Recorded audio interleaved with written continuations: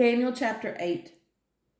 In the 3rd year of the reign of King Belshazzar, a vision appeared unto me, even unto me Daniel, after that which appeared unto me at the first. And I saw in a vision, and it came to pass, when I saw, that I was at Shushan in the palace, which is in the province of Elam. And I saw in a vision, and I was by the river of Ulai.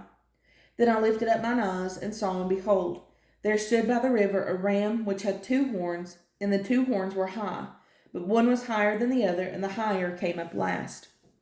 I saw the ram pushing westward and northward and southward, so that no beast might stand before him, neither was there any that could deliver out of his hand, but he did according to his will, and became great. And as I was considering, behold, an he-goat come from the west on the face of the whole earth, and touched not the ground, and the goat had a notable horn between his eyes. And he came to the ram that had 2 horns, which I had seen standing before the river, and ran unto him in the fury of his power.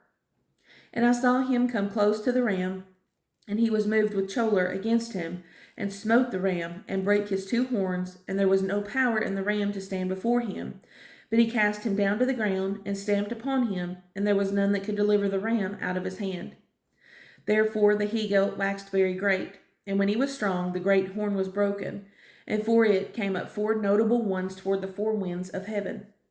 And out of one of them came forth a little horn, which waxed exceeding great toward the south, and toward the east, and toward the pleasant land.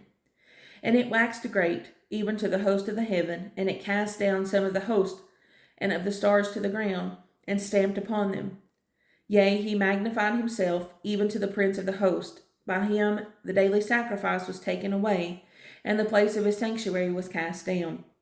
And an host was given him against the daily sacrifice by reason of transgression, and it cast down the truth to the ground, and it practiced and prospered. Then I heard one saint speaking, and another saint said unto that certain saint which spake, How long shall be the vision concerning the daily sacrifice and the transgression of desolation, to give both the sanctuary and the host to be trodden under foot? And he said unto me, Unto 2,300 days, then shall the sanctuary be cleansed. And it came to pass, when I, even I Daniel, had seen the vision and sought for the meaning, then behold, there stood before me as the appearance of a man.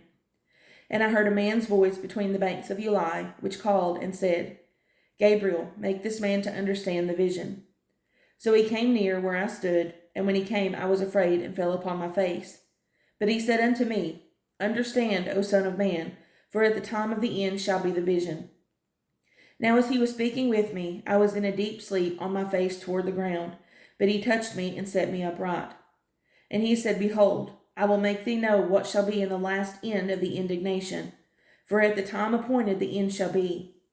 The ram which thou sawest having 2 horns are the kings of Media and Persia, and the rough goat is the king of Grecia, and the great horn that is between his eyes is the first king. Now that being broken, whereas 4 stood up for it, 4 kingdoms shall stand up out of the nation, but not in his power.